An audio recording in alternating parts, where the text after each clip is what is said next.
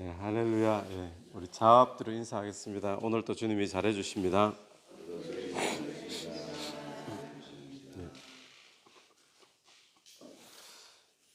오늘 본문에서 이 큐티 책의 제목이 진정한 부 이렇게 나옵니다. 진짜 부가 무엇인가 말하고 있는데 우리 마음 속에 전부 다 이 부하게 되려고 하는 욕심들이 사람 마음속에는 다 있습니다. 그래서 풍족하게 살려고 하는 그런 욕심들이 누구에게나 있는데, 그러다 보니까 빨리 부자가 되고 싶은 그런 욕심들이 많이 있죠. 그런데 오늘 본문에서 이 속히 부하고자 하는 것, 그것이 어리석은 것이다라고 이야기를 합니다. 우리 19절 한번 보십시오. 오늘 첫 번째 9절 말씀.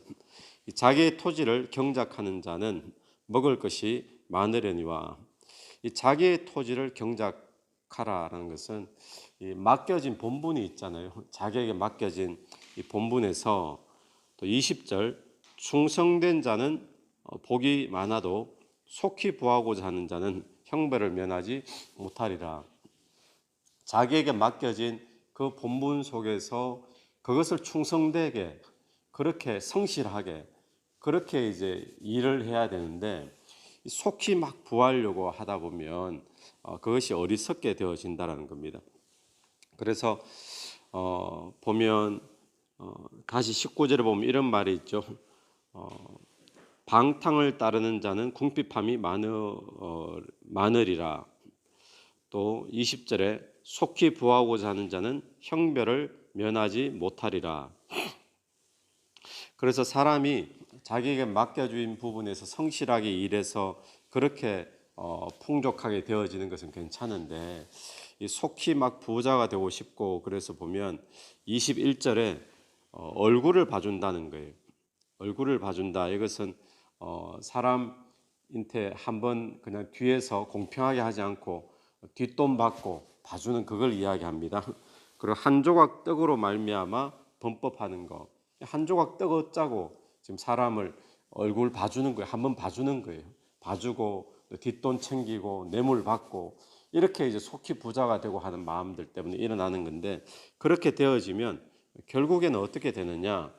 오늘 본문에서 말하는 것처럼 19절 마지막에 궁핍함이 많으리라, 20절 마지막에 형벌을 면하지 못하리라, 또 22절에 보면 빈궁이 자기에게로 임한 줄을 알지 못하느니라. 그러니까 형벌, 빈궁, 궁핍함 이런 것들이 속히 부자가 되려고 풍족해지려고 막 노력하다 보면 결국 가난해질 수밖에 없고 형벌이 따를 수밖에 없는 그런 삶이 되어진다는 거죠. 우리 보고 어떻게 하라는 이야기입니까?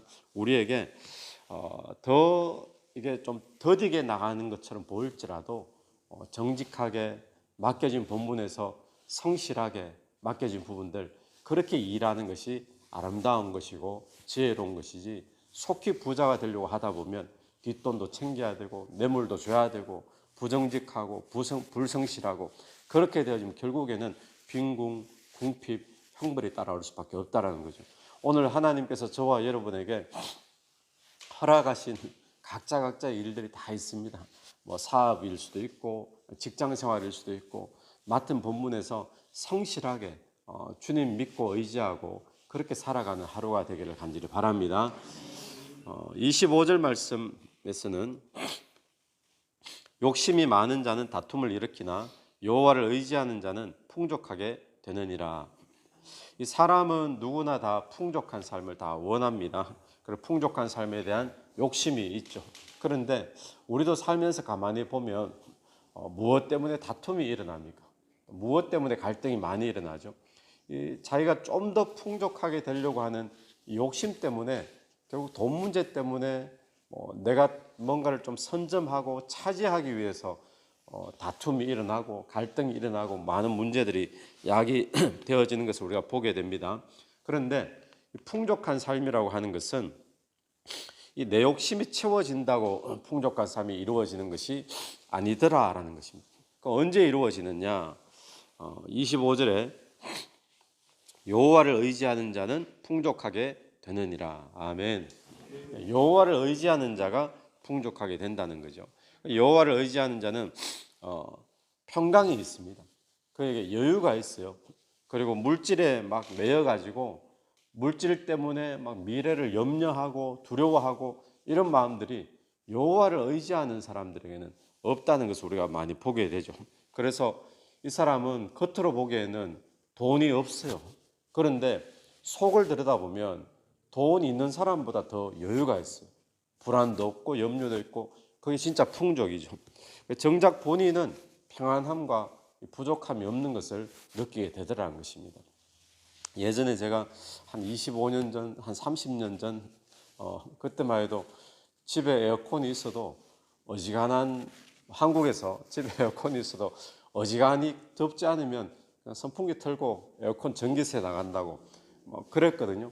근데 어느 집을 갔어요. 박순환 목사님 집을 갔어요. 집을 갔는데 그때 뭐 전세인지 뭐 그렇게 살고 있는데 막 밖에 갔다 들어왔는데 덥다 그러니까 에어컨 틀어라 이러시더라고요. 그래서 내가 안 틀어도 되는데 이랬거든요. 뭐 하나님 털라고 주신 건데 털지 이러면서 제가 그때 뭘 느꼈는가 하면 우리 집은 훨씬 더 잘 사는데 그런데 우리 집은 에어컨 이거 트는 거 아버지한테 눈치 봐야 되는데 전기세가 나간. 근데 박 목사님 집은 그렇게 이제 그런데도 돈이 없지만 더 풍족하게 살고 있는 것을 그때 좀 충격적으로 제가 다가와가지고 아직까지 기억에 남는 게 있어요. 오늘 우리가 하나님 의지하는 게 바로 그런 것인 줄로 믿습니다. 하나님 의지하면 돈이 좀 없어서 그렇지 부족함 없이 누리는 게 진짜 풍족이잖아요. 그래서 오늘 우리가 욕심을 채운다고 풍족하고 풍성한 삶이 되는 게 아니라 하나님 의지할 때 풍성한 삶이 될 줄로 분명히 믿습니다. 근데 미련한 자는 뭐라는가? 26절 자기의 마음을 믿는 자는 미련한 자요. 미련한 자는요 하나님을 의지하지 않고 자기의 마음을 지금 의지한다, 믿는다라고 이야기합니다. 그게 이제 어리석다라는 거죠. 왜 그럴까요? 사람은 믿을 만한 존재가 아닙니다. 우리의 마음도 마찬가지죠. 사람의 마음이 하루에도 몇 번씩이나 변하는 건데, 근데 우리가 겉으로는 표현하지 않지만 우리의 속마음을 우리가 너무 잘 알잖아요. 어떻습니까? 속마음이 얼마나 약한지, 얼마나 또 죄의 유혹에 쉽게 넘어가는지, 또 속에서는 얼마나 미움과 시기와 질투와 또 더러운 죄들이 늘 왔다 갔다 하는지. 그런데 사람의 마음을 우리가 나는 나를 믿는다 그러고 뭐 그렇게 나아가잖아요. 우리는 믿을 존재가 아니라 우리가 믿고 의지해야 될 존재는 여호와 하나님밖에 없는 줄로 믿습니다. 만물보다 심히 부패되고 거짓된 것이 뭐라 그러죠? 사람의 마음이다라고 분명히 이야기를 하고 있죠. 근데 반대로 지혜로운 자는 어떤 자인가? 자기 마음을 믿는 자가 아니라 하나님 믿고 의지하는 자입니다. 그래서 오늘 하루 저와 여러분이 하나님을 믿고 의지하는 하루가 되기를 간절히 축원합니다. 그런 자가 뭘 누리느냐? 풍족을 누리게 됩니다. 또 그런 자가 뭘 누리는가 하면 26절 마지막을 보십시오. 구원을 얻는 자니라. 지혜롭게 행하는 자는 구원을 얻을 자니라. 그런 자들이 문제에서 또 어떤 고난에서 구원을 얻게 되는 은혜가 임하게 될 줄 믿습니다. 그래서 오늘 하루 저와 여러분이 부하게 되려고 하다가 막 빨리빨리 부하게 되려고 하다가 그때 다 넘어지는 거예요.